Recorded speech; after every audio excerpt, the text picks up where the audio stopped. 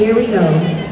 When faced with stereotypes, how can women turn those challenges into opportunities for empowerment?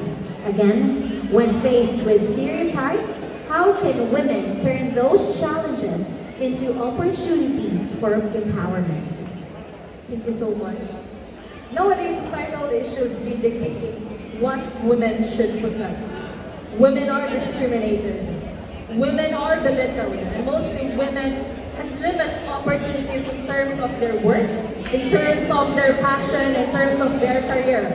And all of those challenges that the women are facing, in order for us as women to take those setbacks into opportunity, is to show them that we are capable of everything.